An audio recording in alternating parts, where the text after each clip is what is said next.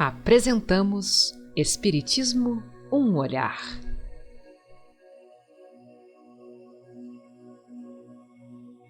A evolução dos tempos e a doutrina dos espíritos. Neste estudo veremos a visão geral da chegada do espiritismo, Henri Pestalozzi e algumas de suas características, Allan Kardec, o pedagogo em Paris, Allan Kardec e o magnetismo, conhecendo as mesas girantes, Allan Kardec e o trabalho incansável. Olá, meus amigos, minhas amigas. Iniciando o nosso estudo de número 21 da série Espiritismo, um olhar. Hoje vamos começar a conversar como chegou a doutrina espírita no mundo. Nos nossos estudos anteriores, nós comentamos sobre a preparação do mundo para a chegada do espiritismo. A partir deste estudo, de número 21, nós vamos conversar agora sobre a chegada do espiritismo, como foram os desenvolvimentos dessa chegada, os conceitos doutrinários, enfim. Agora nós vamos adentrar nesse conjunto de informações libertadoras que é o espiritismo. Nós vamos tentar abordar esse tema de uma maneira que não deixe dúvida nenhuma para você da importância da nossa doutrina no mundo, no meu e no seu coração. Então, a partir de hoje, vamos conversar um pouco sobre doutrina espírita. Precisamos, então, pedir a Jesus que nos proteja, que nos ampare, porque é um trabalho que está sendo feito por tanta gente que, com certeza, vibram para que tudo isso aconteça de uma tal forma que, se passar o tempo, esse tempo deixará gravado em você e em mim, e em todos nós, a excelência do espiritismo. Às vezes, religiosos, teólogos, filósofos, lutam por consolidar no mundo a sua ideia, a sua filosofia, a sua teoria, a própria ciência, luta para deixar no mundo a base da sua participação enquanto pesquisa. Então, todo mundo luta para que a verdade seja colocada em evidência. Claro que, no meio dessas pessoas, existem aqueles que não têm ainda uma conceituação de dignidade, de honra, de moral. Então, querem implantar, impor ideias contrárias às leis de Deus. Por que, quando a gente fala que o espiritismo ele é um projeto renovador da humanidade? Exatamente por isso. Porque ele traz para todos nós as leis de Deus e nos ensina a exercê-las. É isso que nós vamos mostrar. Nós não estamos aqui para dizer que venha para o espiritismo, é a melhor doutrina do mundo. Não é isso que nós queremos, tanto assim que nós fizemos a parte preliminar, que foi uma análise do mundo, do tempo. E agora sim, depois dessa base construída, nós vamos, então, perceber a doutrina espírita. Nós vamos trabalhar vários momentos aqui que vocês vão ficar encantados. Como que a espiritualidade agiu, como que ela chega ao mundo físico para trazer a informação que eles detêm nos planos superiores. E já é para que todo mundo entenda que não tem mais essa divisão de plano físico, plano espiritual. Eles se interligam, se comunicam. E aí não tem a morte, existe a vinda para o mundo físico, para um projeto reencarnatório, o retorno ao mundo espiritual depois do projeto feito, concluído, com exceção do suicídio, que infelizmente é uma fuga dos trabalhos que o espírito precisa realizar aqui. Mas, com exceção do suicídio, as desencarnações se constituem no retorno do espírito para o plano espiritual após o seu período de aprendizagem e de trabalho aqui. Então, a doutrina espírita ela nos coloca nesse parâmetro de mundo espiritual, mundo físico. E no mundo, assim como no mundo físico, nós temos várias alternativas que são aí colocadas nos continentes, nas nações, nas culturas realizadas, criadas e vividas aqui no plano físico. Então, o espírito tem várias possibilidades no seu reencarne. Qual cultura? Cada cultura tem a sua história, tem os seus conteúdos de realizações, de apropriações. E no mundo espiritual também você tem vastos continentes, vastas dimensões para os seus aprendizados. Então, vamos deixar de lado para sempre essa coisa de morte. Não existe morte. Não existe. Nós tentamos mostrar no nosso trabalho de base a não existência da morte. E agora nós vamos consolidar a certeza da não existência da morte. Então, o Espiritismo ele avança nesse quesito. Ele busca outras possibilidades de conhecimento da plenitude da vida. É isso que nós vamos tentar fazer a partir de agora. Então, nós pedimos a Jesus que nos fortaleça, que nos ampare, que nos oriente, nos dê bastante condições para sermos porta-vozes dessas verdades sublimes. Por que verdades divinas? Você está pronto, meu amigo? Está pronta, minha amiga? E você vai ver o seguinte, que depois que acabar essa série, você vai falar assim, agora eu estou começando a me preparar para estudar Espiritismo. Aí, vamos estudar Espiritismo. Ok? Então, vamos começar buscando, né, as nossas informações gráficas. Espiritismo, um olhar. Estudo 21. Visão geral da chegada do Espiritismo. Lindo. Como foi bom chegar até aqui, nesse estudo. Não chegou por acaso. E sim no tempo certo, onde o homem já aspirava a informações superiores, a espiritualidade atendeu. E assim surgiu o Espiritismo. Lembra que nos estudos anteriores nós fomos mostrando a preparação? Filosofia, artes, ciência, social. Né? Quanta coisa nós já vimos até aqui. Mostrando que chega a doutrina espírita.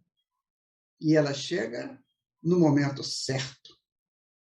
Porque o homem precisava de entender coisas além. Allan Kardec é a figura encarnada central do Espiritismo. Então, esse senhor, como nós vamos estudar aqui um pouco a vida dele, esse senhor ele foi preparado para trazer para o mundo a codificação do Espiritismo. Ele não criou o Espiritismo, vamos deixar isso bem claro. Ele foi o elemento certo e justo para, a partir das informações que chegavam do mundo espiritual via mediunidade, ele ia catalogando aquilo, ia dialogando com os espíritos, ia dialogando com seus amigos ali que estavam no trabalho com ele, principalmente a sua esposa, e ali ele começou a formatar, então, o que nós chamamos de codificação do Espiritismo. Este nome ganha cada vez mais notoriedade. Surgiu em meados do século XIX, com o lançamento do Livro dos Espíritos, em 1857. O dia que começou para o mundo a proposta do Espiritismo, 18 de abril de 1857. Trata-se de um homem de grandes conhecimentos científicos, filosóficos e religiosos, e que os colocou à disposição da humanidade, como veremos neste estudo. Este nome surge de um tempo bem antigo e utilizado pelos antigos druidas, que eram sacerdotes celtas. Então, Allan Kardec utiliza um pseudônimo. O nome dele, nós vamos ver na frente, é outro, e ele utiliza um pseudônimo, Allan Kardec. E tem uma razão. Allan Kardec era o nome de uma encarnação que ele teve lá nas Galhas, entre os celtas, né? E ele era um sacerdote druida. Todos, né? Os sacerdotes celtas eram chamados de druidas. É um estudo também muito interessante, que nós vamos falar sobre isso também nos próximos episódios, mas vocês vão observar que a doutrina dos druidas era muito semelhante à doutrina espírita. Então, Allan Kardec, esse espírito, havia encarnado lá nas Galhas, em um determinado período, e ali ele recebeu o nome de Allan Kardec. Por isso que ele vai utilizar esse nome a partir do lançamento do Livro dos Espíritos. Então, ele foi utilizado pelo professor Rivaio. Quem é o professor Rivaio? É o Allan Kardec antes de lançar o Livro dos Espíritos. Então, ele chamava Hippolyte Léon Denisard Rivaio. Esse é o nome de batismo dele. E ele vai utilizar, então, vai passar para Allan Kardec a partir da proposta do lançamento do Livro dos Espíritos. Né? Vamos tentar entender isso. Então, esse nome Allan Kardec foi utilizado pelo professor Rivaio tão logo se preparava para lançar o livro que daria ao mundo os conhecimentos avançados da espiritualidade a partir do Evangelho de Jesus. Então, a doutrina espírita ela traz para o mundo físico os estudos que os espíritos que hoje libertos do corpo físico e em planos superiores estudam, programam, têm como padrão de vida. Então, aquele padrão de vida daqueles espíritos que moram em colônias superiores foi trazido para o mundo físico através de uma pleiade de espíritos, e nós vamos ver isso também, uma pleiade de espíritos que, aproveitando da mediunidade, então, trazem para o mundo as informações que esses espíritos, já libertos desse jugo nosso aqui da carne, vivem e nos orientam, nos capacitam, nos informam para vivermos aqui no plano físico que se vive no plano espiritual superior. Então, a necessidade de utilizar um pseudônimo se prendia que Hippolyte Léon Denisard Rivaio era um nome muito conhecido. Ele era professor, né? Ele era escritor, então era muito conhecido em Paris. Então ele não queria que as pessoas lessem as obras espíritas por causa do nome dele. Não, eu vou ter que colocar um outro nome. A doutrina tem a sua propriedade, ela tem os seus conceitos, e eu não posso colocar meu nome, que já é um nome conhecido, como escritor, como professor, né? Como outras atividades que ele exercia lá em Paris. E aí, por isso, ele põe Allan Kardec, usando o mesmo nome dele em outra encarnação. Né? Não, claro que o nome do professor Rivaio não interferisse na doutrina espírita, a fim de que ela seguisse seu rumo sem a ligação de um nome conhecido e muito respeitado em Paris. Vejam vocês a simplicidade de Allan Kardec. Não foi eu que fiz a doutrina, não foi eu que escrevi isso aqui, não. Eu não tenho condições, né, de ficar falando em meu nome. Não, isso aqui eu só fiz a catalogação, né, daquilo que chegou até nós. Fizemos uma organização e estamos lançando algo que não é meu, que é do mundo espiritual superior. Então, eu estou colocando para vocês e usando agora o meu nome antigo. Vejam, nesse momento a gente tem que analisar uma coisa. Há pessoas que ainda duvidam dessa história, né, que veio do mundo espiritual. Mas que mundo espiritual é esse? Olha, meus amigos, minhas amigas, vou ser muito sincero para vocês. Certa feita, eu estava lendo um livro, de um senhor, ele era psicólogo, ele era filósofo, enfim, uma pessoa muito avançada para a época dele. E eu comecei a ler um livro dele. Eu li vários, mas teve um especial que eu comecei a ler numa manhã gostosa, né, de brisas. E eu comecei a ficar muito assustado com o vocabulário que ele utilizava no livro. Eu falei, poxa, nossa, muito difícil, eu não entendia nada, porque era um vocabulário técnico, próprio da psicologia, da filosofia, e eu não tinha esses conhecimentos naquela época para entender aquilo. E eu comecei a me questionar, vale a pena ler um livro desse, se eu não estou entendendo nada que ele está falando? Aí, em determinado momento, parece que ele me respondeu, né? Porque estava lá no livro mesmo, estava assim, ele coloca o seguinte, olha, nós chegamos a uma época em que o homem precisa se desligar do seu passado primário. São etapas da evolução. Quando nós tivemos o primarismo, tivemos aí um avanço desse primarismo, tivemos a instituição agrícola, que nos ensinou a cultivar, que nos ensinou a plantar, tivemos as apropriações das ideias do Renascimento, né? Das ideias do Iluminismo, e hoje nós estamos entrando numa nova fase através da doutrina espírita. Então, meu irmão, minha irmã, ele dizia no livro, se você não puder decodificar isso que nós estamos escrevendo aqui, entender isso que nós estamos passando, você precisa fazer a base do conhecimento espírita. Porque eu não posso, porque você não entende, deixar de passar a verdade espírita dentro da conceituação técnica e doutrinária que ela exige. Então, eu digo para você, aquilo foi muito bom para mim. Sabe por quê? Porque ao invés de eu achar que ele era muito prepotente, orgulhoso, eu falei, não, eu vou estudar então.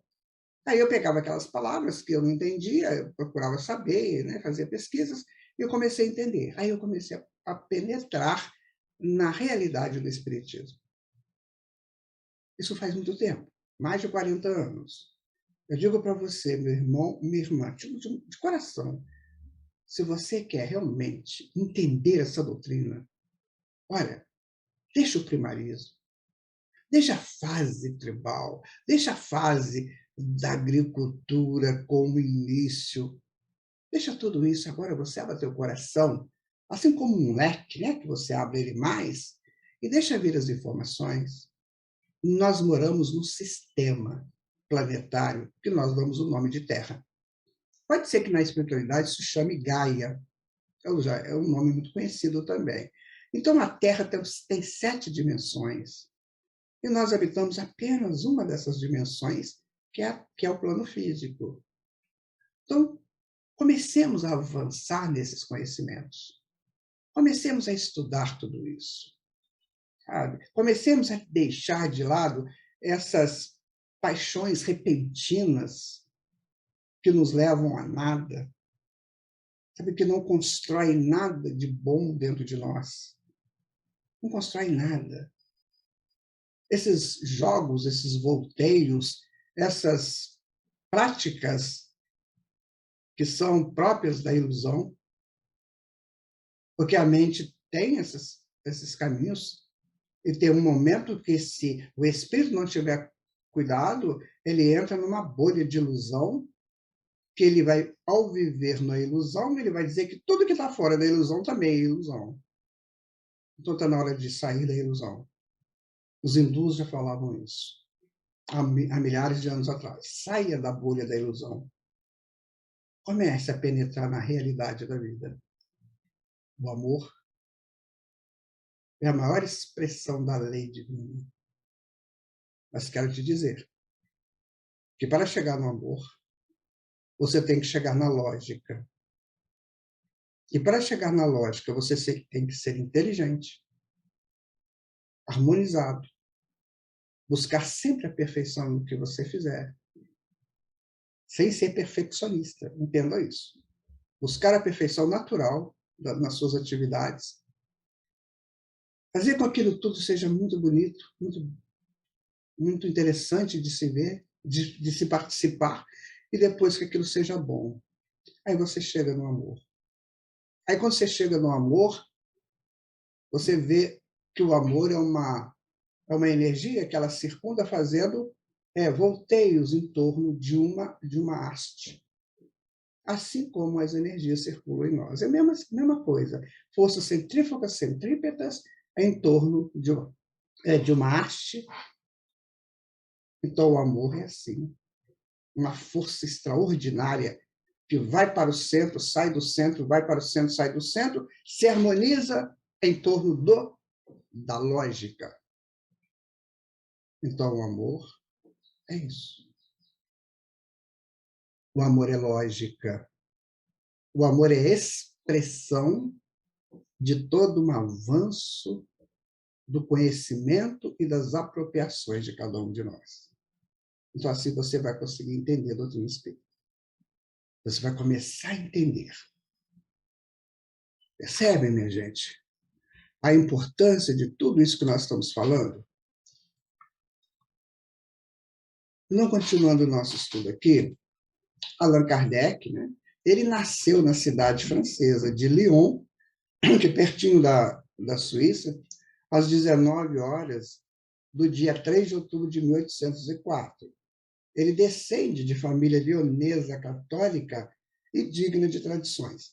Então, ele já nasce num contexto, né, de uma família estruturada, pai, a mãe, pai advogado, e ele consegue, né, já iniciar sua encarnação naqueles propósitos diferenciados daqueles nascimentos em que o espírito ainda tinha que resolver muitas questões do seu passado, assim como eu nasci nessa encarnação com essa proposta. Tinha que resolver muitas questões, muitos enganos, muitos equívocos do passado. Allan Kardec não tinha isso. Ele já tinha vencido essas etapas. Então, agora ele vem como um missionário. Não precisava vir, porque já estava liberto dos dramas daqui, mas ele vem como um grande missionário. Seus pais foram Jean-Baptiste Antoine Rivail, é um homem de leis e juiz, e Jean-Louis do Ramel, a quem o menino Rivail denotava profundo afeto. Aí estão os pais dele, Jean-Baptiste e Jeanne. Assim, chega esse espírito ao mundo em 1804, no dia 3 de outubro. Grande número dos seus antepassados tinham distinguido na advocacia, magistratura e nos tratos educacionais. Então, ele já nasce num grupo de pessoas, né, já que cria uma estrutura cultural familiar ligada a estudos, ligada a leis. Veja a diferença, né? Quando o espírito renasce num ambiente dessa natureza, esse ambiente foi preparado para ele. Então, ele já nasce trazendo dentro da sua vivência ali enquanto criança, ele já nasce naquele status. E vou dizer para vocês uma coisa que a gente pega mediunicamente isso. Essa questão da advocacia, essa questão da magistratura, naqueles idos do século XIX, era uma proposta nascente no mundo. Então, tudo que é nascente, com uma proposição de ser útil, muito útil à humanidade, ela nasce com uma força de base. Então, naquela época, os juízes, as leis, o regime educacional era extraordinário. Nós vamos ver grandes nomes da humanidade, né, que ficaram gravados aí na história da humanidade, nascidos naquela época, para consolidando gradativamente no mundo a mensagem necessária ao crescimento do mundo. E que quando a gente analisa isso, você vai ver que o crescimento do mundo está na razão direta da apropriação de cada morador do mundo dessas informações para crescer. Então, o mundo é o grande estímulo para os seus habitantes. Então, como tudo é programado pela espiritualidade, então o mundo naquela época precisava de coisas mais avançadas e mais complexas para que o homem começasse a se estimular para as coisas mais complexas. Esses estímulos aconteceram, nós chegamos hoje no século XXI com muitas informações, mas ainda sem uma apropriação dessas informações. Por isso que a gente vê muitos problemas nos campos educacionais, no campo das convivências, no campo do direito, no campo, enfim, de todos os campos do conhecimento humano, porque toda aquela beleza que surgiu ainda não foi apropriada pelo homem, ainda não foi decodificada por cada criatura. E você vai observar que o Espiritismo vai ensinar isso ao homem apropriar do valor que ele já tem no mundo para expandir-se a partir desse valor que o mundo oferece a ele. Então, nós estamos transitando, né, de um mundo de provas e expiações para um mundo de regeneração, onde esses valores serão apropriados. Que a gente fique aqui, meu irmão, minha irmã, para a gente pegar isso. Apropriação desses valores. Então, vai chegar uma época, lá na frente, em que as crianças já nascem juízes, professores, já nascem prontamente para o mundo. A fase infantil será uma fase muito rápida, e ele já bem pequeno, ele não vai precisar fazer aquelas lições iniciais, né? A, B, A, BAS, né? CA, SA, casa, ele não vai precisar disso. Ele já nasce sabendo tudo isso, já renasce com essa informação, e daí ele vai já partir para outros campos do conhecimento. Aprendendo e compartilhando. Entenderam? E agora, com uma diferença, que ele vai aprender também as coisas do mundo espiritual que chegarão até ele, não sei via o quê? Provavelmente via isso que a gente usa, que são essas lives, né? Essas coisas online. Então, provavelmente esses espíritos darão aulas para esses encarnados lá no futuro. E aí, imagina você o que será o planeta Terra. O reino de Deus estará se estabelecendo aqui. Ou seja, o que existe aí no universo, que o homem possa entender, virá para cá. Acabou a confusão, acabou a orgia, acabou a guerra, acabou tudo. Agora é o reino de Deus. Percebem que coisa fantástica isso? Desde muito cedo, Rivaio se revelou altamente inteligente, perspicaz, observador, sempre compenetrado de seus deveres e responsabilidades, denotando franca inclinação para a ciência e assuntos filosóficos, desde muito cedo. Por quê? Porque ele já era um espírito livre para isso. Então, quando você vê hoje um menino, uma menina, já fazendo, né, expressões aí de conhecimentos avançados na eternidade, é natural, gente.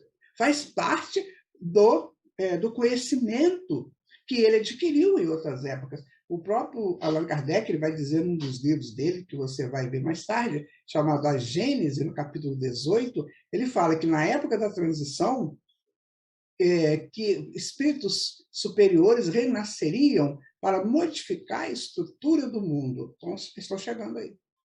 Então, se você tem um filho, uma filha, um parente, criança ainda, e que faz essas coisas assim, não entre no campo do sobrenatural, do maravilhoso, do genial. Não, isso é natural deles. E se você permitir que esses espíritos trabalhem isso com naturalidade, você estará ajudando muito.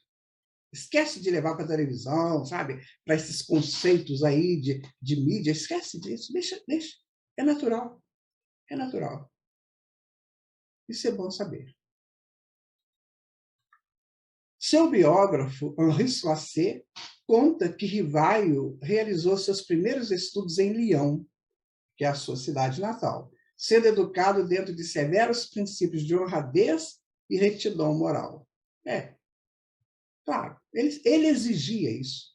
O espírito superior exige isso. O espírito vadio, leviano, travesso, que é bagunça, que é sentar nas últimas filas da sala para fazer bagunça, jogar bolinha de papel na cabeça do outro, esses só estão no início do início. E não terão muito tempo aqui, não. Porque os espíritos futuros serão desse aí. Vão exigir honradez e retidão moral dos seus educadores. Com certeza mesmo. Não duvidem disso. Presume-se aí que a influência paterna e materna tenha sido das mais benéficas na sua infância, constituindo-se em fonte de nobres sentimentos. Você vê que a família participou ativamente desse início do menino que se torna Allan Kardec. Influência paterna e materna foram muito benéficas. Então, se você tem filho e filha, eu te aconselho a ler as questões 582 e 583 do Livro dos Espíritos, que vai falar muito sobre essa influência paterna e materna na criação dos filhos. Não havia ainda a fotografia, e não se conhecia retrato, e não se conhece nenhum retrato de Rivaio enquanto criança. Mas, se houvesse, veríamos o menino com a sua roupa do dia a dia dos jovens Bessans, né, como menino da fotografia ao lado. É uma categoria de criança bem cuidada, né? Ao lado. O tradicional gorro, tá aqui o garotinho com gorro, utilizado também pelos homens. E a bata escura e o tamanho. Então, provavelmente, Kardec era assim quanto criança. Porque isso aqui era o padrão. E ele era de uma família, que você vê, uma família de nobreza, uma família honrada, não é de nobreza de dinheiro, de posses, não é isso não, família honrada. Uma família honrada que tinha seus recursos, então essa senhora, ela representa aquela ideia de uma família bem organizada da época.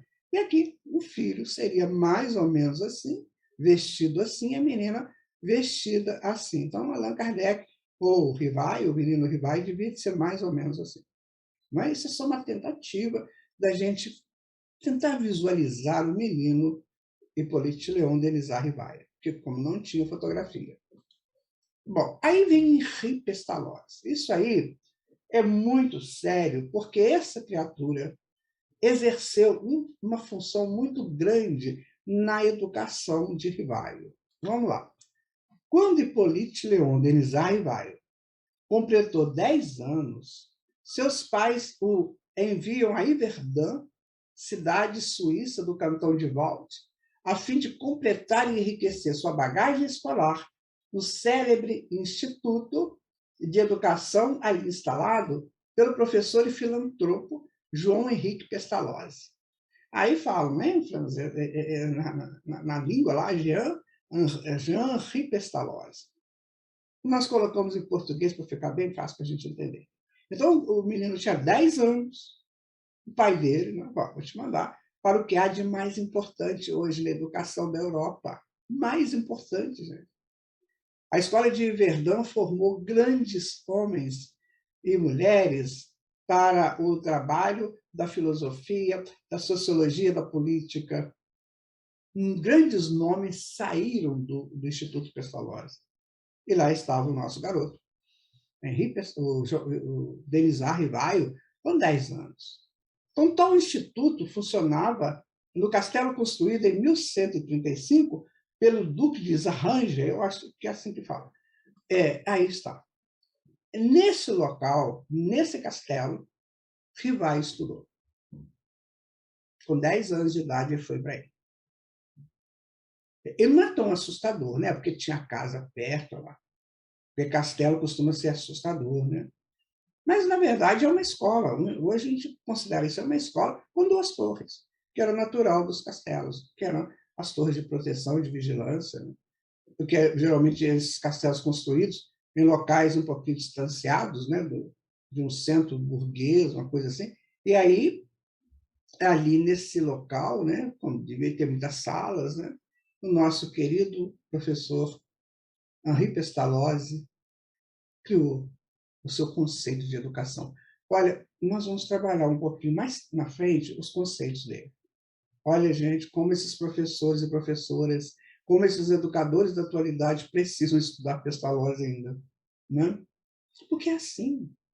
Lembra que eu falei para você que quando vai se estabelecer algo novo no mundo, não tem uma base muito profunda e depois deixa-se para que as pessoas dê continuidade à base, que podem ser felizes ou não?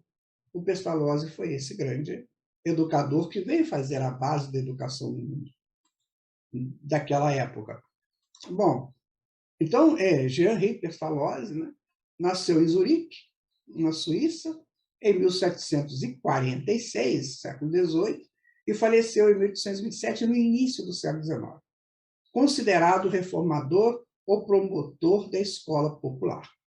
Defende a ideia de que a escola precisa simplificar os conteúdos dados e evitar a decoreba.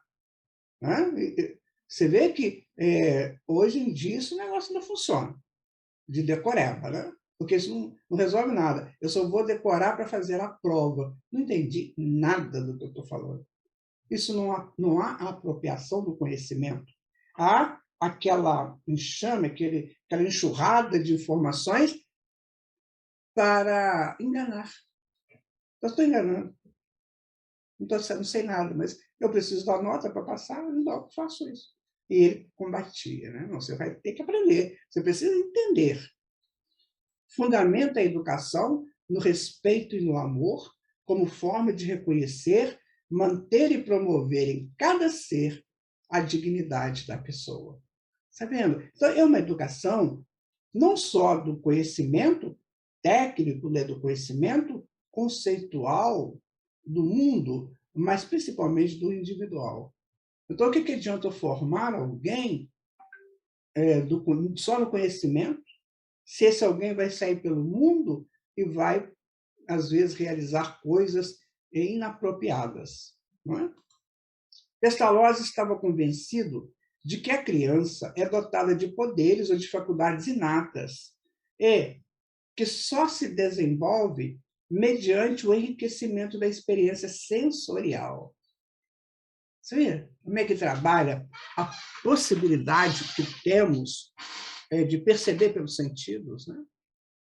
De aprendermos, de aprofundarmos através das nossas possibilidades de comunicação com o mundo externo, que são os sentidos. Então, eu vou tocar teu sentido, eu vou tocar tua visão, tua audição, vou tocar teu tato. Você tem que sentir gosto disso. É assim que ele fazia. Você vai dar uma aula sobre geografia, não, você vai sentir prazer de entender um pouco do teu mundo, de onde você vive. Ah, gente, que coisa. O emprego do método empírico, ou seja, científico, né, de pesquisas, o emprego do método empírico no estudo dos estados mentais levou filósofos do século XVII e XVIII à compreensão de que a vida mental resulta da experiência sensorial. Vamos entender isso? Ah, vamos. Vou explicar para vocês por que ele fala assim. Então, nós temos o self, que é uma bola.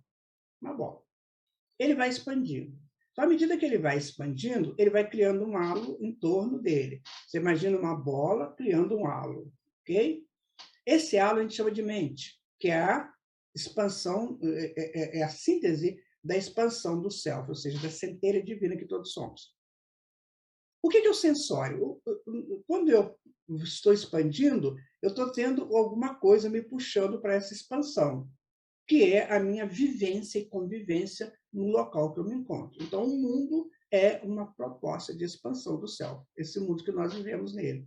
Então, por isso que ele fala que o sensório, ou seja, a minha capacidade de ver o mundo, me ajuda a expandir o self.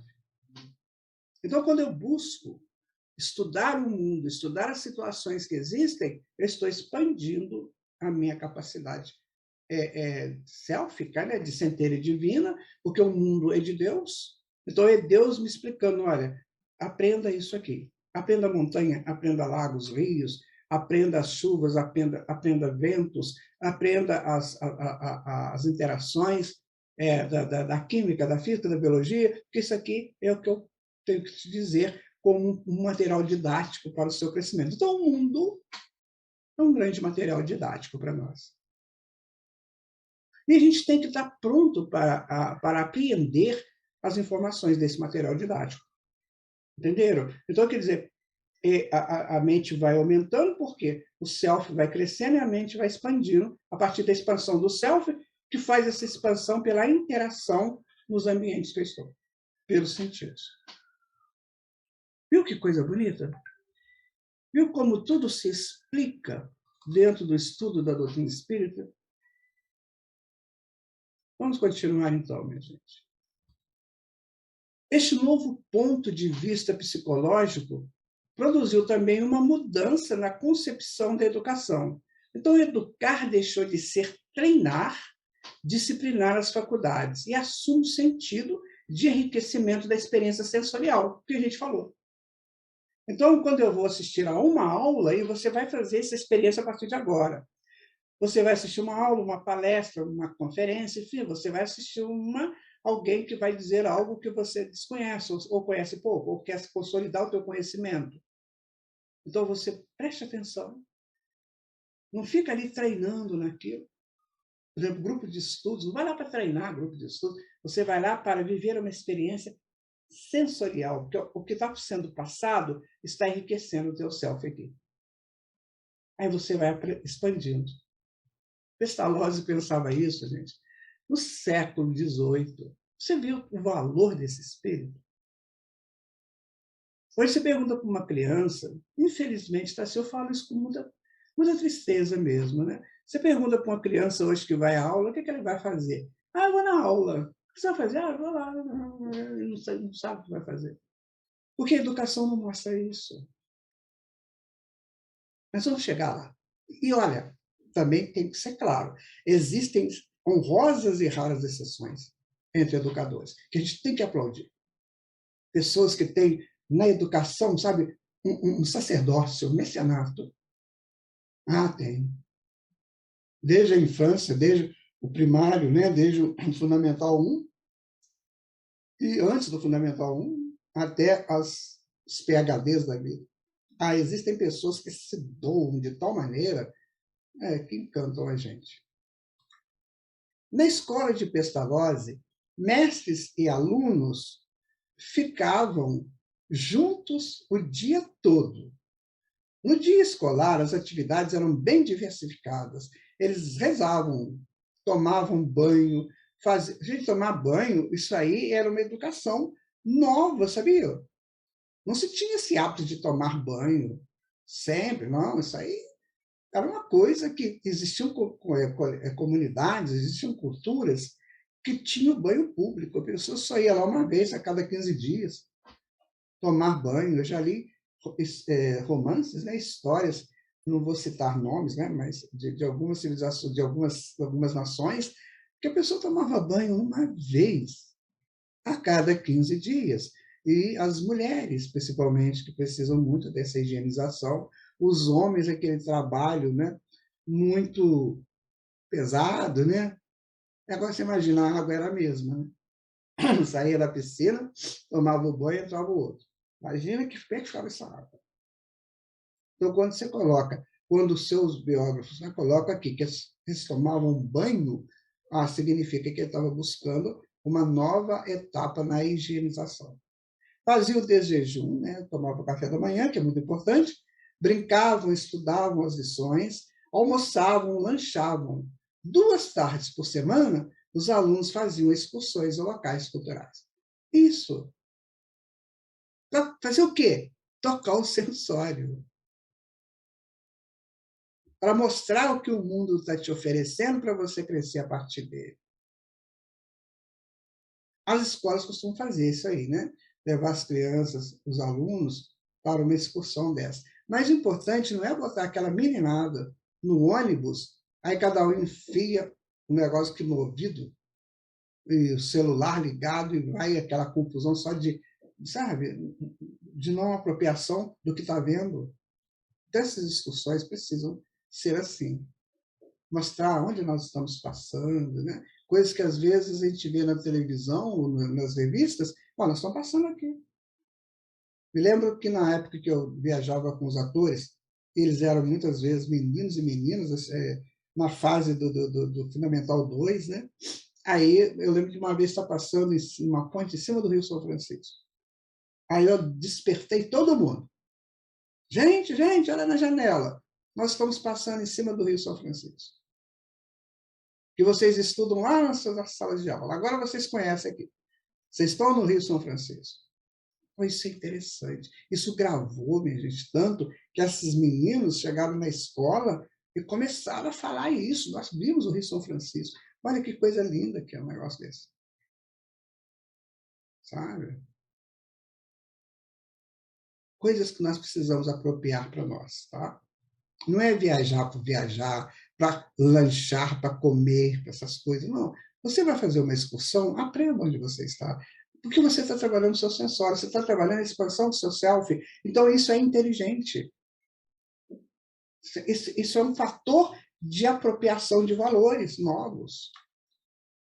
O professor é comparado ao jardineiro, que providencia as condições para a planta crescer. A educação sensorial é fundamental e os sentidos devem estar em contato direto com os objetos. A mente é ativa. É isso que ele está falando, exatamente isso. Por que isso tudo acontece? Para expandir o teu céu, a tua centelha. Eu vou dar um exemplo para você. Você vai fazer um passeio num local, vamos fazer aqui no Brasil, né? Para que vamos falar de outro país? Você vai lá no Pantanal, por exemplo, que provavelmente poucos já foram lá, né? Dentro da população brasileira. Então, você vai ao Pantanal, você vai ver jacaré, ou você vai ver o ecossistema como um todo? É isso que a gente está falando. Porque se eu ver só o jacaré, eu não vou aprender, não vou expandir nada, porque eu já tenho isso em mim, eu já sei que existe jacaré. Eu já sei que ele existe. E não quero ficar muito perto dele, não, porque pode não ser agradável, né? Ele tem a vida dele, eu tenho a minha. Eu tenho que respeitar a dele e me respeitar a minha. Agora, ele vai respeitar a minha se eu me colocar em posição de respeito próprio. Agora, o ecossistema, aí é outra história. Né? Aí, as aves, né? As outras, o entorno ali do Pantanal, isso aí eu estou expandindo o céu. Ué, mas dentro de nós tem Pantanal? Tem. Pantanal, sim. Porque no Pantanal, muitas expressões de vida crescem. E dentro de nós existem sítios dentro do self que estão expandindo, que existem várias e várias expressões do conhecimento da vida.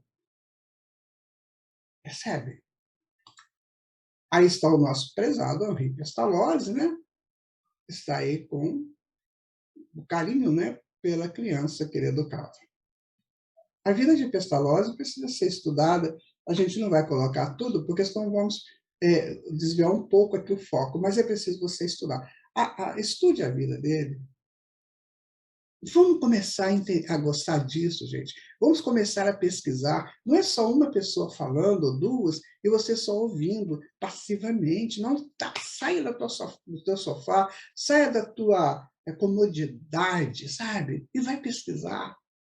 Você vai ficar encantado com tudo isso.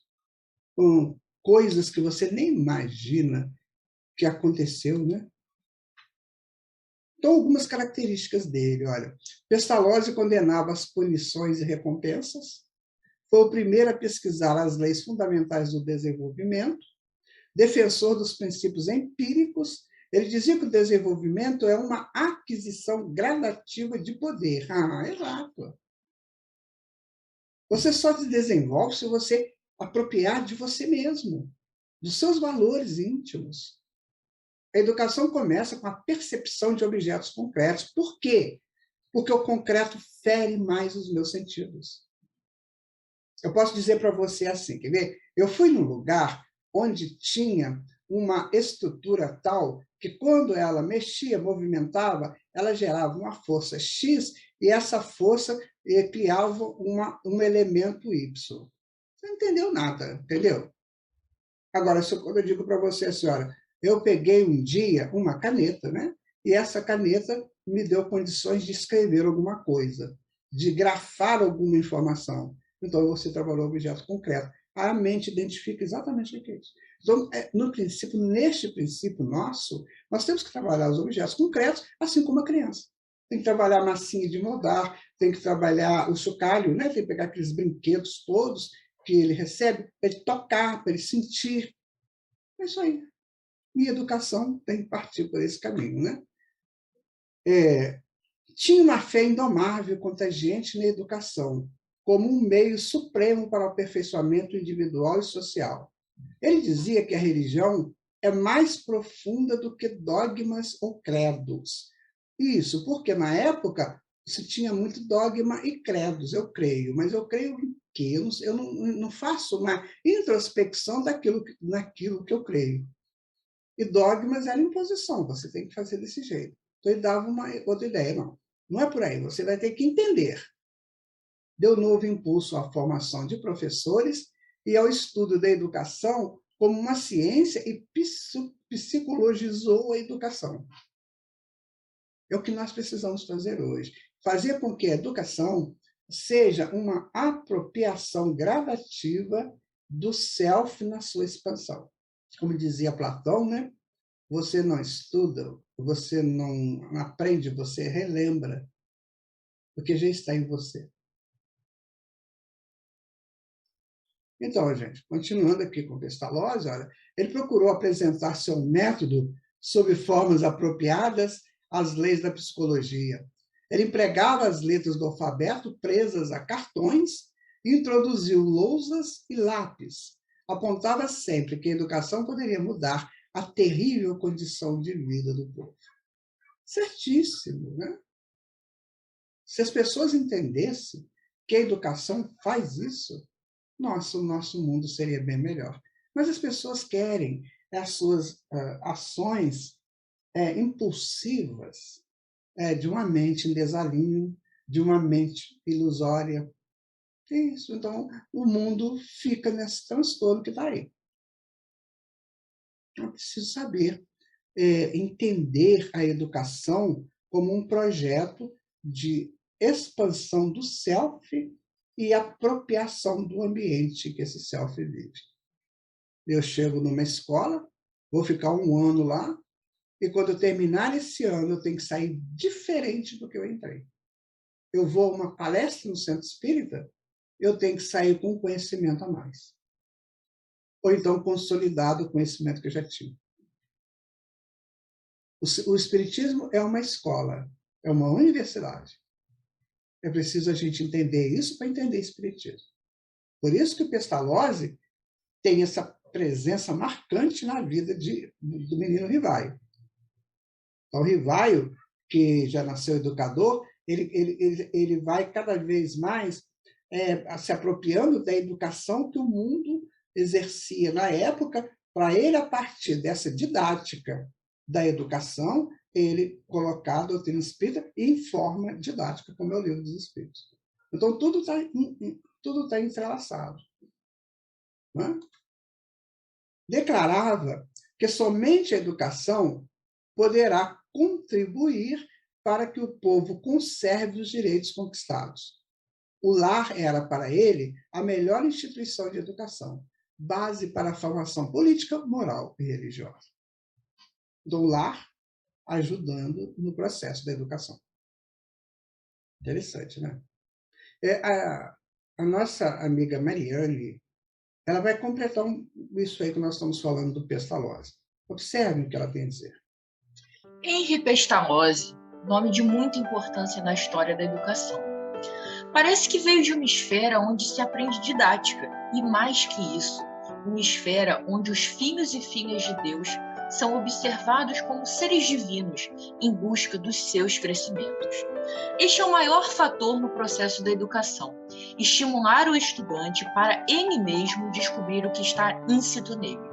Platão disse que ninguém aprende nada, apenas recorda.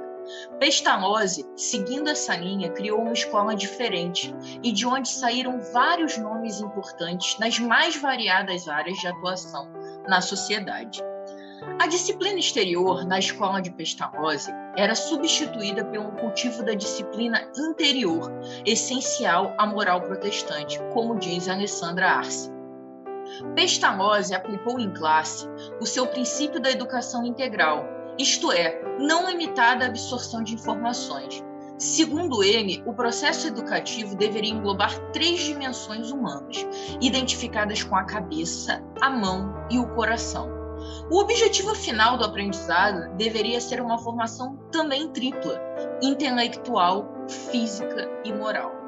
Naquele ambiente, o menino Rivail viveu por vários anos, 6 talvez, absorvendo esses conteúdos e expandindo-os cada vez mais durante sua vida exemplar de mestre em várias áreas do conhecimento. Jesus confiou a ele essa tarefa de codificar a doutrina espírita. Não foi por acaso. Já havia nele o germe das verdades espirituais. Ele as espalhou no mundo. Agora, nós vamos agradecer a Mariane pelo carinho da sua participação, ilustrou, né? E vamos agora ver o Allan Kardec, pedagogo em Paris. Né? André Morrier, biógrafo de Allan Kardec, André Morrier, biógrafo de Allan Kardec, diz que possivelmente ele deixou a escola de Yverdun em 1819 e que tenha chegado a Paris em 1820. Em lá chegando, pôs-se a exercer o magistério, utilizando as horas vagas para traduzir obras inglesas e alemãs, preparando seu primeiro livro didático. Então, ele já chega em Paris, sai de Verdun, terminou o curso lá, e a história do Rivaio lá em Verdun é bem interessante, né? Ele foi monitor lá, ele teve um trabalho bem firme lá, e aí ele vai agora começar o seu grande projeto, que é da educação. Bom, em 1º de fevereiro de 1823, a Biblioteca da França adicionou ao seu acervo o curso prático e teórico de aritmética, assinada por H.L.D. Rivaio, ou seja, Hippolyte Léon Denisard Rivaio. Ele foi em 1823. Se ele nasceu em 1804, ele tinha 19 anos. Né? Então, com 19 anos, ele lança o primeiro livro dele. Tá aí. A aritmética, se a gente analisar bem, é a base, né, da matemática. Hoje a gente não fala mais aritmética, mas é a base da matemática. Aí está o livro do professor Rivaio, né? Com 19 anos de idade, já estava lançando o livro, com curso completo de aritmética. Está vendo a importância desse espírito? Né? A obra em questão era recomendada aos instrutores e mães de famílias que desejassem dar aos seus filhos as primeiras noções de aritmética. Então, primava pela simplicidade e clareza, principal mérito de todas as suas obras, simplicidade e clareza. Os espíritos pedem isso muito hoje aos expositores espíritas. Seja simples e seja claro. Não tente fazer mirabolâncias. Né? E que a tua prédica, que a tua fala, ela traga a complexidade do que você está dizendo, mas de forma simples e clara. Isso é didática, que a espiritualidade deve utilizar para ensinar aqueles que chegam lá para os seus cursos. O método por ele empregado desenvolve gradualmente as faculdades intelectuais do aluno. Não se limita a reter as fórmulas pela memória. Penetra-lhes, por assim dizer, a essência. Eu, às vezes, até que assim, aplaudo, né, certos professores e professoras que criam até músicas, né, para o aluno decorar a fórmula. Isso acontece muito, eu já ouvi muito isso. Fica engraçado, fica lúdico, mas será que a pessoa entende? Porque se o aluno for esperto, ele pode fazer daquilo uma apropriação mesmo, né? Mas se não for, se for aquele aluno que só está querendo passar, sem ter a menor condição para isso. Isso vai mudar, minha gente. Eu digo para vocês, as escolas do futuro serão absolutamente formadoras de conhecimento e de caráter. As escolas do futuro serão assim. Foi no número 16, da Rua da Harpa, em Paris, onde funcionava o Liceu Saint-Louis, que Denisard Rivaio iniciou efetivamente o exercício no magistério, exercendo também a função de tradutor de várias obras de diversos idiomas. Né? Em meados de 1825, tornou-se diretor da sua própria instituição de ensino, chamada de Escola de Primeiro Grau, em Paris, num prédio abandonado pelos jesuítas. Você vê que as coisas vão encaminhando, né? Para que a pessoa chegue até lá. Em 1826, fundou a instituição Rivaio, educandário afinado. Em 1826, ele tinha 22 anos, né? Gente, 22 anos. Então, ele fundou uma instituição de educação, afinado com a educação pestalozziana. Aí ele já traz o aprendizado dele lá do Verdana. Funcionou até 1834, ou seja, 8 anos, ocasião em que foi fechada por problemas causados pelo seu tio, que a comprometeu financeiramente, porque era um inveterado jogador. Então, o tio dele era sócio dele lá. Só que o tio dele se enrolou, né, com dinheiro em jogos. É isso, né? Sempre ao lado da rosa tem um espinho, né? Infelizmente.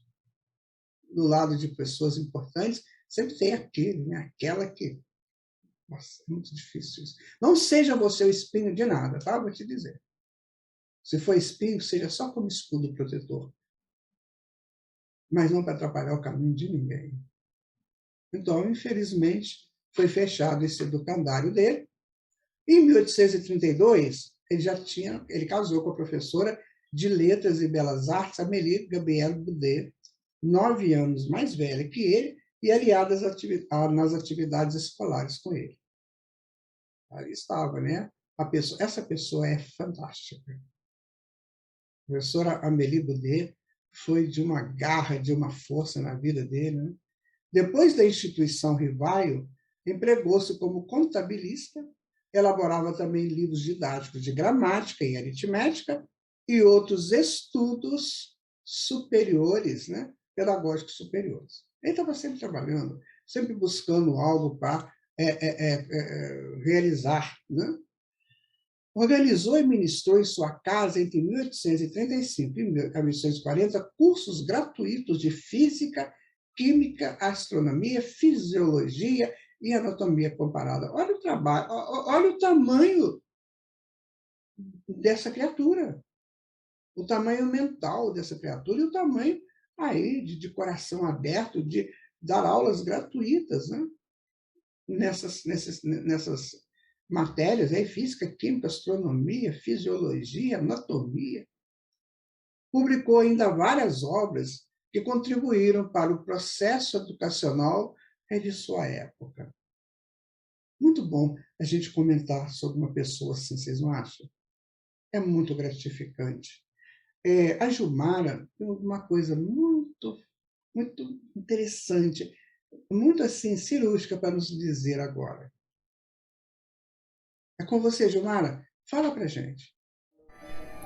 Conta-nos Humberto de Campos, pela psicografia de Chico Xavier, no livro Cartas e Crônicas, que poucos anos antes do renascimento de Allan Kardec, houve uma reunião nas esferas resplandecentes do planeta, onde eminentes vultos da nossa história ali se encontravam. Napoleão Bonaparte estava encarnado e foi levado enquanto seu corpo físico dormia. O encontro foi com o Espírito da Verdade, que disse a Napoleão: irmão e amigo, ouve a verdade que te fala em meu espírito. Este à frente do apóstolo da fé, que sob a égide do Cristo descerrará para a terra atormentada um novo ciclo de conhecimento. Dentro do novo século, começaremos a preparação do terceiro milênio do cristianismo. O terceiro milênio do cristianismo na Terra. Novas concepções de liberdade surgirão para os homens. A ciência erguer-se-á a indefiníveis culminâncias. As nações cultas abandonarão para sempre o cativeiro e o tráfigo de criaturas livres. E a religião desatará os grilhões do pensamento que até hoje encarceram as melhores aspirações da alma no inferno sem perdão. Cânticos de alegria e esperança anunciaram nos céus a chegada do século XIX. Enquanto o Espírito da Verdade, seguido por vários cortes resplandecentes, voltava para o alto, a inovidável Assembleia se dissolvia. O apóstolo da fé, que seria Allan Kardec, sustentando Napoleão nos braços, conchegou-o de encontro ao peito e acompanhou-o bondosamente, até religá-lo ao corpo de carne no próprio leito. Em 3 de outubro de 1804, o mensageiro da renovação renascia num abençoado lar de Lyon.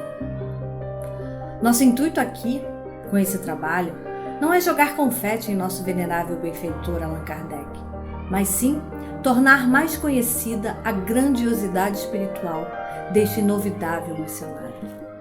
Agora nós vamos entrar numa outra fase da vida de Allan Kardec. Agora, você vai observar que ele foi preparado, né, para o trabalho que a doutrina espírita ia requerer dele. Então, ele fez uma base para chegar lá. Fez uma base. Por exemplo, o que eu vou dizer agora para você que está aqui estudando no Centro Espírita? Vou dizer para você. Às vezes, você não quer se dedicar aos estudos. Não sei, eu acho o Kardec muito difícil, eu gosto mesmo de romance, sabe? Não, você não gosta de estudar. Olha, tudo bem, isso é coisa sua, seu direito. Mas você vai observar que esses grandes nomes da história da humanidade, eles tiveram tempo para estudar, para depois realizar a tarefa de excelência deles. Lembram de Paulo de Tarso?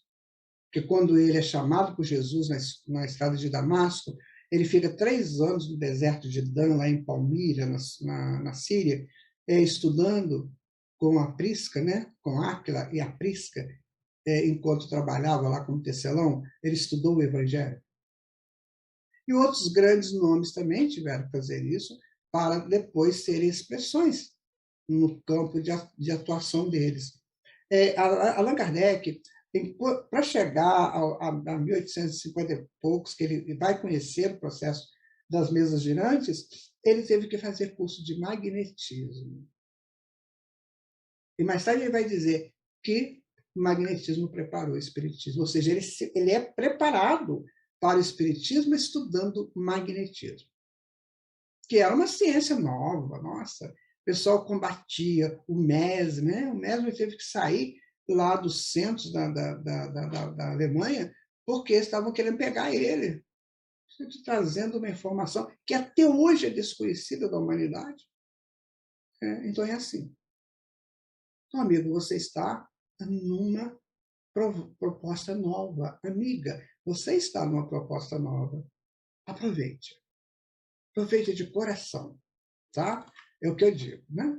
Então, o magnetismo animal, também conhecido por mesmerismo, porque foi Franz Anton Mesmer, que era doutor da Universidade de Viena, o seu cérebro renovador nos tempos modernos. Então, isso esteve em voga nos fins do século XVIII, adquirindo maior impulso na primeira metade do século XIX. O que é mesmerismo? O que é magnetismo? Magnetismo vem de magneto, que é uma pedra que tinha numa ilha grega, em que ela atraía, ela fazia um processo de atração das outras coisas, assim como você vê no ferro, né? Quando ele atrai, né, um ímã, ou, não sei, ferro ou ímã, que ele atrai os objetos. Então, tinha essa pedra lá nessa ilha, lá no Mar Egeu, que atraía. Então, essa ilha chamava magneto, e aí o magnetismo vem disso aí. Ou seja, é uma atração dos fluidos, né, do homem para os objetos e dos objetos do homem. Então, é como se colocasse em evidência todo o meu projeto de apropriação, de capacitação, de energias que expelem de mim. Então, o que o Mesmer fez? Então, essas energias, e vamos trabalhar isso para curas. Quem que faz isso hoje? Não é o Centro Espírita? No processo do passe? Isso é magnetismo. Aí tem um estudo, né, que precisa ser feito. Então, na França, sobretudo, sumidades médicas e ilustres prelados confirmavam a veracidade dos fenômenos magnéticos, principalmente no que diz respeito a curas psíquicas, a diagnósticos e prescrições terapêuticas fornecidos por sonâmbulos, com quem igualmente se observavam incontestáveis fatos de clarividência ou lucidez, divisão à distância, divisão através dos corpos opacos de previsão, etc. Isso já existia. na história da humanidade. Isso não era nada novo, né? Não era nada novo, mas não tinha uma quantificação, né? Não tinha um estudo mais científico a respeito. E foi a partir de Mesmer que isso criou, que foi criado então, esse estudo dessas situações relacionadas à mediunidade. Só que Mesmer ele trabalhou apenas o magnetismo, ou seja, os fluidos, a lei dos fluidos. E a mediunidade é bem mais ampla, mas ali foi o início. E Allan Kardec, como professor Rivaio, estudava isso, né? Pouco depois que o jovem discípulo de Pestalozzi chegou a Paris, teve sua curiosidade despertada para o magnetismo animal, a que o Marquês de Peysegur, juntamente com Deslon, professor e regente da Faculdade de Medicina de Paris, e com o sábio naturalista Deleuze, haviam imprimido nova feição ao modificar os métodos de Mesmer, disso resultando na descoberta do sonambulismo provocado. Eu quero dizer para você prestar atenção, o time que trabalhava isso. Eram professores, regentes de faculdade de medicina, né? Sábios naturalistas. Então, isso não era brincadeirinha de criança, de espíritos levianos, travessos, que estavam querendo brincar com coisas do outro mundo. Não era nada disso, eram pessoas com capacidade, eram espíritos amadurecidos, que reencarnam para fazer esse estudo. Né? E trabalho de sonambulismo. O sonambulismo hoje a gente pode entender como desdobramentos. A saída temporária do corpo, né? Por alguns processos aí que o sonambulismo, que o desdobramento utiliza. Então, eles trabalhavam isso, o desdobramento. A emancipação, que Allan Kardec vai dar a esse projeto, o nome de emancipação da alma. É quando você emancipa, a alma emancipa do corpo temporariamente e convive com outras situações, aí no projeto, né? Aí já planejado, retorna o corpo, ou fala, ou enquanto ele está fora do corpo, ele explica o que está acontecendo. Então, isso era sonambulismo. Não é aquela questão do sonâmbulo inconsciente, né, que existe, que sai andando na casa de noite. Não, aquilo ali também é um processo de emancipação da alma. Mas esse que está dizendo aqui, esse era provocado. Né? Esse aí ele era tido como uma experiência extrafísica para entendimento do que existe além do corpo físico. Minha gente, foi tudo muito sério. Então, quando alguém hoje vai dizer, assim, às vezes eu ouço pessoas tão simples, né, tadinhos, falar que espiritismo é obra do Satanás, eu fico assim, olhando, a gente nem jamais liga para isso, né? Mas eu fico olhando, quanta ignorância, quanto desconhecimento da verdade, né? Bom, Rivaio refere-se elogiosamente a esses magnetistas franceses, colocando ao lado deles os nomes de dois outros grandes vultos, o Barão do Putet e o Sr. Millet. A iniciação de Rivaio nesse novo ramo dos conhecimentos humanos deu-se aproximadamente em 1823, quando ele tinha 19 anos, quando ele lançou o primeiro livro dele de aritmética, lembra? Segundo ele próprio afirmou. E nos anos que se seguiram, aplicaria parte do seu tempo, mas sem prejuízo de suas tarefas educacionais, no estudo criterioso, equilibrado e teórico e prático de todas as fases e graus do sonambulismo. E ele vai dizer isso depois na codificação. Você percebe o gigante que é isso tudo? Você percebe que quando você está estudando espiritismo, você está entrando na catedral da alma? Encante-se com isso. Divulga isso. A iniciação de Rivaio nesse novo ramo dos conhecimentos humanos deu-se aproximadamente em 1823, segundo ele próprio afirmou. E nos anos que se seguiram, aplicaria parte do seu tempo, mas sem prejuízo de suas tarefas educacionais, no estudo criterioso, equilibrado, teórico e prático de todas as fases ou graus do sonambulismo, ou seja, Tem pessoas que, quando entram num campo de estudo, de trabalho, eles entram para valer. Não ficam só na beiradinha, sabe? Comendo nas beiradinhas, eles entram para valer. Peraí, o que é isso? Estou gostando. Isso está me interessando, isso é lógico. Se é lógico, está na base do amor, está na base da soberania divina. Eu quero saber disso. É isso que nós temos que saber fazer. Entendeu? Buscar a lógica. Porque se é lógico, é justo. Ser justo é de Deus. Eu não tenho que ficar aqui ouvindo José, Maria, Antônio, Francisco ou Milena dizendo que não é. Não, essas pessoas estão aprendendo como eu. Agora, eu tenho uma informação compacta, correta, eu tenho que aprender isso aí. Guarde isso para você. O Barão do Putê, que mais tarde seria amigo dos espíritas, tornara-se desde 1825 o chefe da escola magnética na França, tendo ido mais longe que seus predecessores na aplicação do magnetismo terapêutico. Sabe o que ele fazia? Ele pegava uma árvore, aí ele botava umas cordas amarradas nos galhos daquela árvore e magnetizava, ele jogava fluidos dele, né? Ele magnetizava aquela árvore, impregnava aquela árvore de fluidos curadores, né? E as pessoas doentes chegavam lá, pegavam aquela corda, encostava na parte do corpo que estava adoecida, e a pessoa melhorava. Esse é o Barão do Putê, minha gente. Homem de nobreza, ou da nobreza, e a ele Kardec se filia. São histórias que nós temos que entender, que nós precisamos conhecer.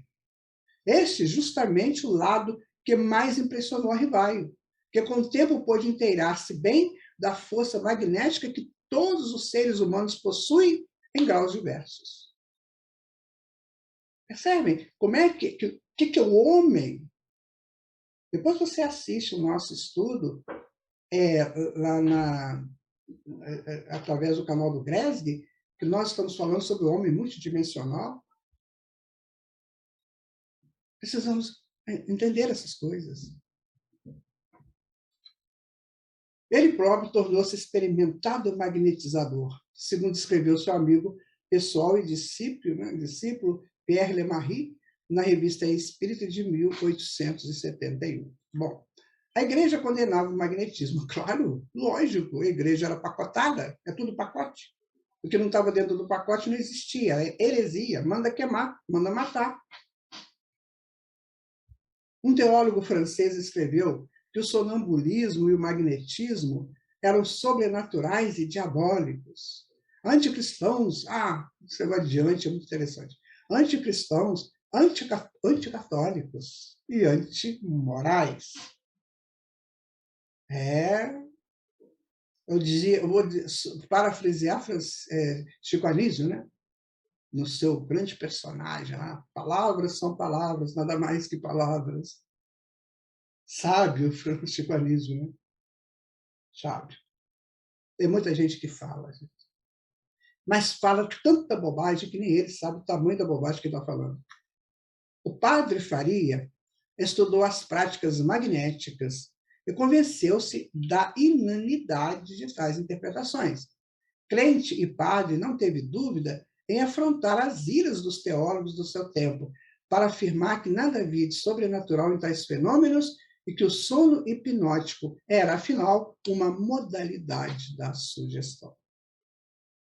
Está aí o padre chegando à conclusão, não tendo assim adquirido sólidos conhecimentos de magnetismo, ciência que ele mais tarde, em diferentes ocasiões, demonstrou possuir profundidade ao elaborar o corpo doutrinário do Espiritismo. Então ele foi capaz de perceber logo no início de suas observações pessoais, junto às mesas girantes e falantes, a íntima solidariedade entre o Espiritismo e o magnetismo, o que o levaria a afirmar dos fenômenos magnéticos, do sonambulismo e do êxtase, as manifestações espíritas, não há senão um passo. Uma conexão é tal que é, por assim dizer, impossível falar de um sem falar do outro. Os espíritas não sabem disso não, tá, minha gente? Pouquíssimos espíritas sabem disso. Costumo dizer que não pode falar em magnetismo, não. Tem que estudar. Os fenômenos da mesa girante, o fenômeno das mesas girantes é um caso particular dos fenômenos denominados psicocinéticos. Trata-se da comunicação com supostos desencarnados espíritos através de pancadas desferidas no solo por um dos dois pés de uma mesa ou de uma cadeira. Noticiavam na época. Aqui já é a mesa girante que o professor Ivaio, né, vai conhecer. Então, ele foi preparado pelo magnetismo. Agora ele vai chegar no fenômeno das mesas girantes. Então, aí, as mesas girantes, né? As pessoas se sentavam aqui em torno da mesa, botavam as mãos, que na verdade era o fluido, né, que elas ofereciam, e os espíritos manipulavam esses fluidos, e as mesas giravam, as mesas se levantavam, né, e faziam esses espetáculos aqui. A mesa se levantava praticamente sozinha, por quê? Porque os espíritos utilizavam desses fluidos oferecidos pelos médiuns e faziam um fenômeno de efeito físico, e a mesa levantava. Nada demais, apenas é novo. E o novo precisa ser estudado com naturalidade. Eu pedi à minha amiga Simone para falar um pouquinho sobre essas mesas girantes.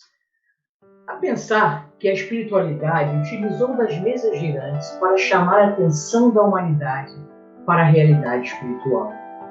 Isso nos deixa campos para muitas reflexões. Sim, o homem só desperta quando algo de muito diferente ocorre ao seu lado, em sua vida.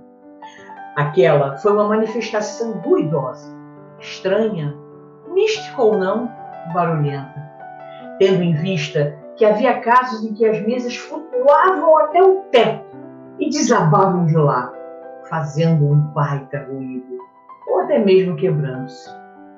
É também verdade que aqui na América, alguns anos antes, em 1848, já os espíritos desencarnados se comunicavam. Estou falando do caso de Hydesville, ocorrido com as irmãs Fox, que eram meninas e conversaram com um tal mercador assassinado naquela casa, antes dos seus pais se mudarem para lá. O professor Ivaio não acreditou muito nessa coisa de mesa que move, que fala. Ele até disse: só acreditarei se lhe provarem que uma mesa tem cérebro para pensar e nervos para sentir. Esses fatos, meus amigos, compõem a história do Espiritismo.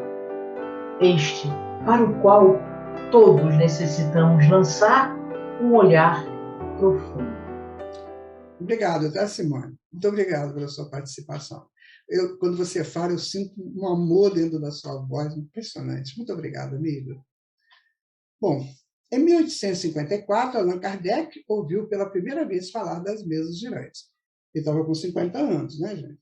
O magnetizador, o senhor Fortier, que era amigo dele, né, e que era também magnetizador, foi quem informou a ele a respeito das mesas girantes.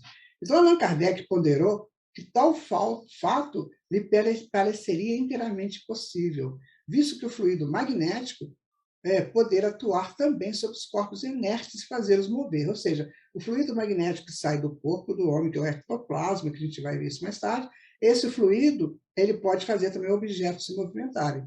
E Kardec vai falar muito disso, né? Sobre transportes de objetos de um lugar para o outro. Então, isso começa a ser uma ciência nova. Então, aquilo era visto por Kardec como uma ciência, e não como uma coisa mágica, sobrenatural, fantasmagórica. Não, ele põe naturalidade naquilo. O livro dos médiuns ele começa dizendo, né, do maravilhoso e do sobrenatural, o segundo capítulo. Então, quer dizer, ele começa a botar naturalidade naquela coisa toda lá. Né? Bom, ele vai dizer, temos uma coisa muito mais extraordinária. Não só se consegue que uma mesa se mova magnetizando, como também que fale interrogada, ela responde. Por quê? Porque os espíritos estavam ali juntos, os espíritos encarnados. Então, fazia-se uma pergunta, eles mexiam, né, com a mesa, através do fluido cósmico, desculpa, do fluido do ectoplasma, e a mesa fazia uma pancadinha no chão. Eles convencionaram. Uma pancada letra A, duas pancadas letra B, C. Era demorado, mas era um início.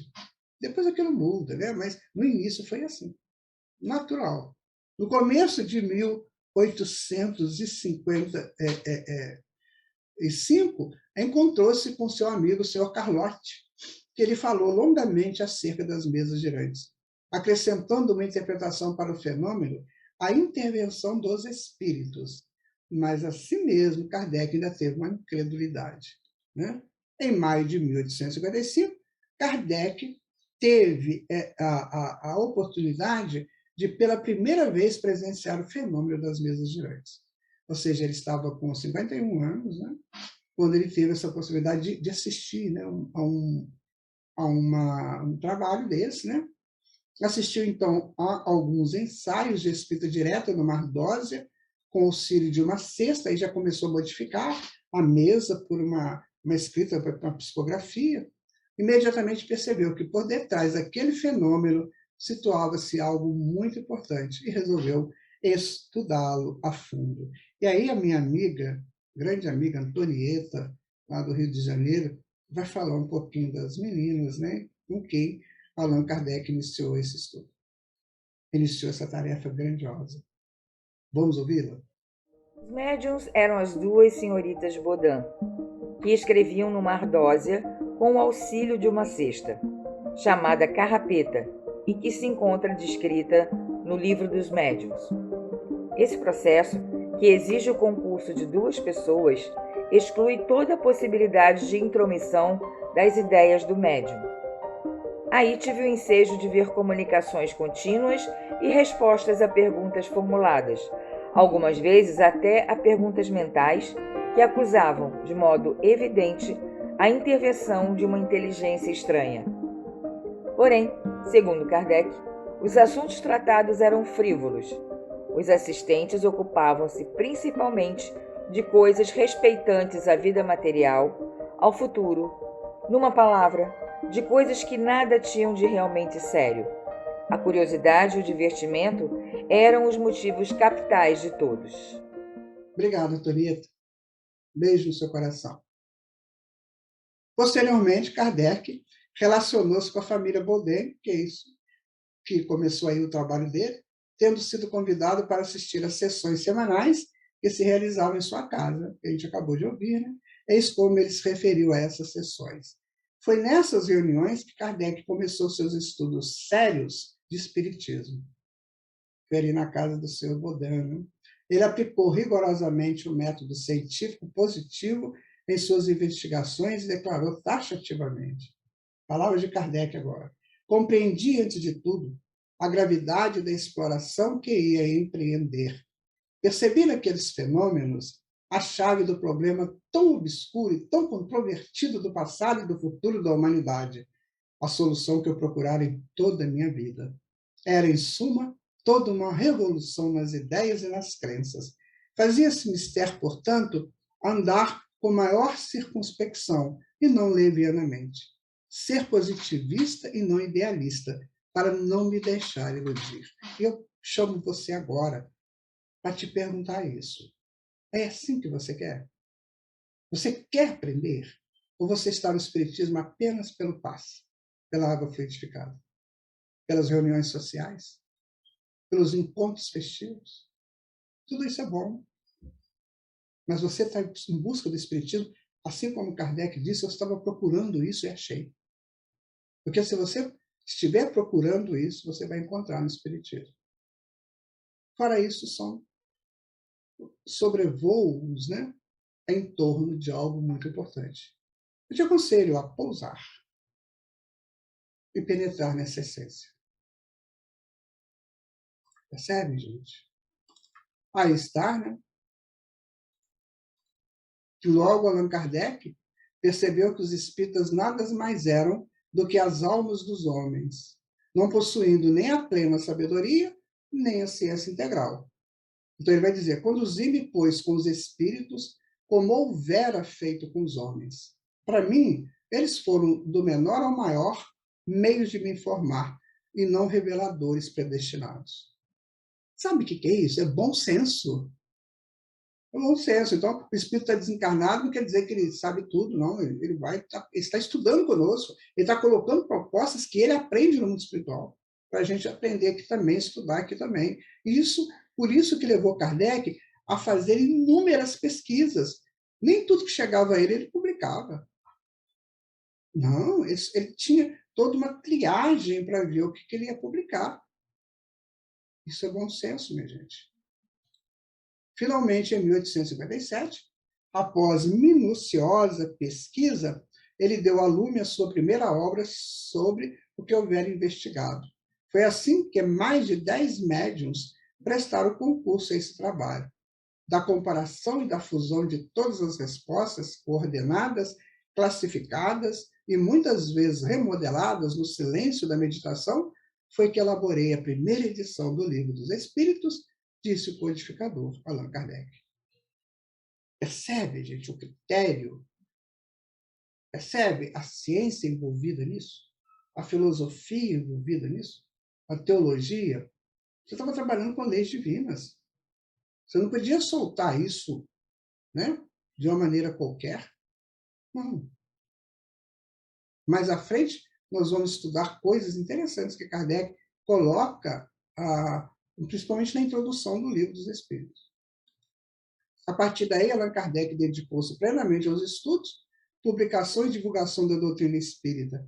Escreveu outros livros, como veremos nos próximos estudos, fundou a revista Espírita com edições mensais, desde 1857 até 1869, quando desencarnou. Isso tudo está disponível aí para os espíritas da atualidade. Agora precisa estudar. Precisa interessar, minha gente. É isso que eu falo para vocês. Viajou para divulgar, criou a Sociedade Presença de Estudos Espíritas, tinha também que atender sua vasta correspondência. Foi um trabalho incansável, onde o mestre de Lyon não tinha descanso. Ajudou profundamente a esposa Mary Boudet, e ambos atendiam às inúmeras solicitações de respostas. Foram anos de intenso trabalho, porém gratificante, porque o mundo estava conhecendo o Espiritismo.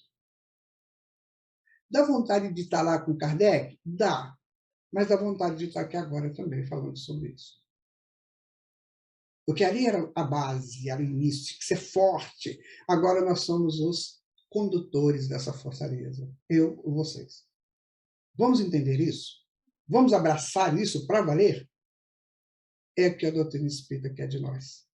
O homem notável de profunda capacidade e de percepção, apreensão e colocação dos resultados obtidos com suas pesquisas. Acresce a isto sua entrega à tarefa a ele proposta pelo Espírito da Verdade e da qual incansavelmente permaneceu até 1869, com 65 anos, né, que foi o ano da sua desencarnação. Importante ainda considerar que ele apagou seu nome verdadeiro para que o projeto espírita tivesse autonomia. Dizia sempre que não era dele, e sim dos espíritos, a obra que estava entregando para a humanidade. Então a gente vai pegar isso aqui, né, do Vinícius Lousada. Ele disse o seguinte: ele manifesta a sua alegria em acompanhar o crescimento da família espírita, identifica o desenvolvimento do movimento como a melhor resposta aos seus detratores, não deixando de recomendar o desprezo pelos ataques que viesse a sofrer, direcionados à doutrina. Esse é Allan Kardec, minha gente. Esse é Allan Kardec. Estou chegando no término do nosso estudo de hoje. Eu fiz com muita alegria, com meu coração batendo forte, porque, afinal de contas, nós chegamos nesse estudo no momento que a doutrina espírita chega para o mundo. Que ela possa chegar para o nosso mundo permanentemente, constantemente. Vejam vocês que coisa interessante. Entenderam como é que foi a chegada do Espiritismo? Claro que nós teremos outros estudos, né, consolidando essa primeira informação. Mas olha, o que você tem nas mãos, amigo, minha amiga, olha o que você pode realizar com isso. Sabe, levanta, pesquisa, crie grupos de estudos, crie grupos de trabalhos. Vamos divulgar a nossa doutrina. Essa é a maior caridade que podemos fazer pelo Espiritismo, segundo Emmanuel, mentor do Chico Xavier. Não vamos, minha gente. Nos categorizemos para isso. Nos tornemos aptos a sermos porta-vozes dessa informação que nós vamos agora conhecer mais profundamente. A base foi feita. desde os projetos antigos do mundo, do Renascimento, das revoluções, iluminismo, né? Que muitas vezes a gente não tem boas informações, mas não importa, chamou o homem ao conhecimento de si, os artistas, os letrados, enfim, toda aquela turma preparou o campo, agora está pousando a doutrina espírita.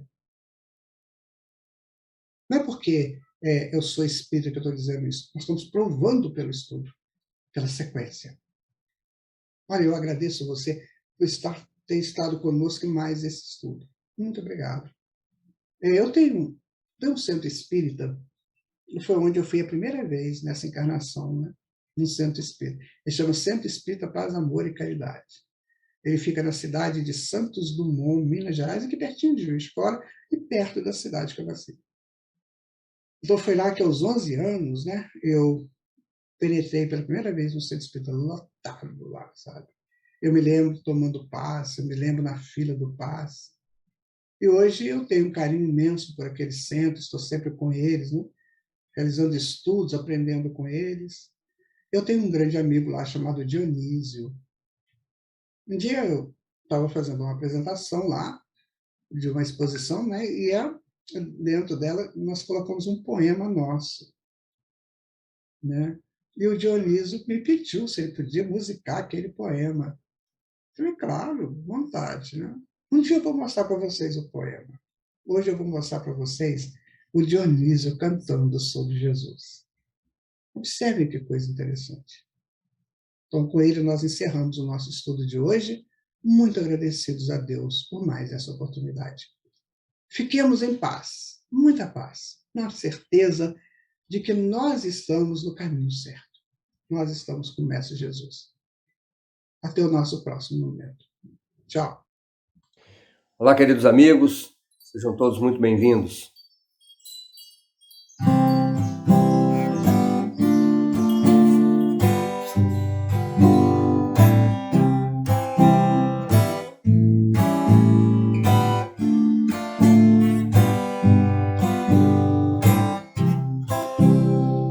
Das regiões elevadas, o missionário descer a iluminar as moradas do grande reino de Deus, e na terra edificou o amor, caminho de luz, ensinamentos deixou, seu nome era Jesus, seu lema, simplicidade, exemplos, não há quem negue, mostrava autoridade, com amor dizia, segue-me, espíritos reencarnados, mantinham no coração do compromisso chamado, a grandeza da missão. Das regiões elevadas, o missionário desceu a iluminar as moradas do grande reino de Deus, dizendo, Jesus querido, segue-me sem vacilar, já declarava o sentido, a própria vida mudar, e todos assim apostos, cativados a seguir, foram chamados apóstolos na grande rota a cumprir. O convite permanece, mudando sentimentos, segue-me, você consegue a luz do conhecimento. Das regiões elevadas, o missionário desceu a iluminar as moradas do grande reino de Deus.